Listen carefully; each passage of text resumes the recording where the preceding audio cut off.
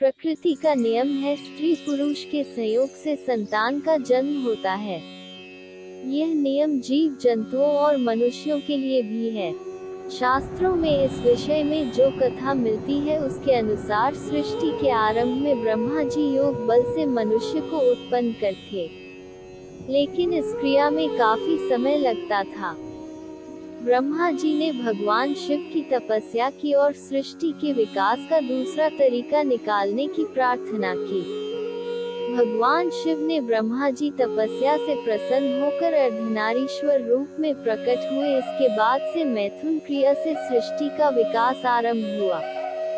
लेकिन हम यहाँ जिस कन्या की बात करने जा रहे हैं उसका जन्म प्रकृति के इस नियम से हटकर हुआ था, क्योंकि इसके जन्म में स्त्री पुरुष का संयोग नहीं हुआ था।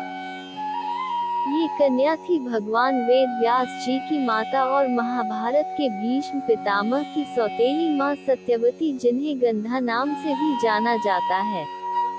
आइए जाने इनके जन्म की अनोखी कहानी। राजा सुधन्वा वन में शिकार के लिए गए। पीछे से इनकी रानी रजस्वला हुई और उनके मन में गर्भधारण करने की इच्छा जागृत हुई। उन्होंने एक शिकारी पक्षी के माध्यम से राजा के पास संदेश भेजा, जिसमें उन्होंने अपनी इच्छा जाहिर करी।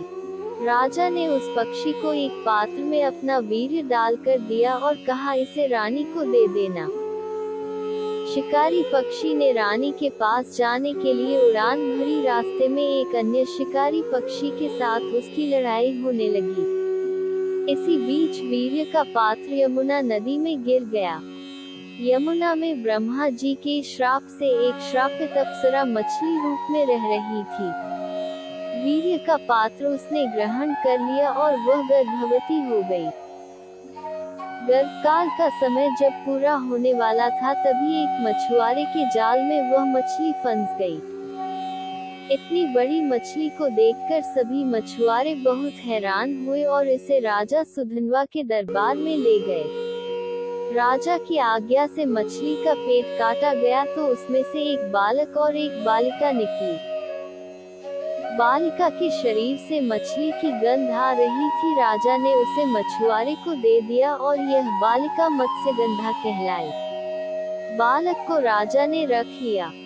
समय के साथ साथ मत्स्यगंधा बड़ी होती गई। उसके रूप यौवन में भी निखार आता चला गया। वह अप्सराओं की तरह बहुत सुंदर थी। मछुआरे पिता ने मत्स्यगंधा को नाव चलाना सिखा दिया। वह यात्रियों को नाव द्वारा यमुना पार कराने का काम करने लगी।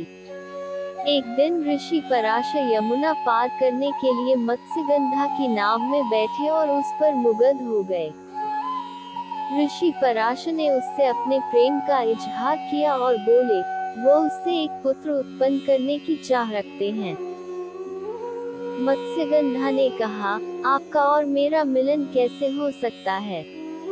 आप ऋषि और मैं मछुआरे की कन्या, इससे मेरा कौमार्य भी भंग हो जाएगा। ऋषि बोले, मेरी संतान को जन्म देने के बाद भी तुम्हारा कौमार्य भंग नहीं होगा, फिक्र मत करो। मत्स्यगंधा मान गई। ऋषि पराशर ने अपने तप की शक्ति से चारों ओर घना कोहरा फैला दिया। फिर दोनों का मिलन हुआ। ऋषि पराशर के आशीर्वाद से मत्स्यगंधा के शरीर से आने वाली मछली की दुर्गंध खत्म हो गई और उत्तम सुगंध निकलने लगी। दोनों की संतान के रूप में महर्षि वेद व्यास का जन्म हुआ।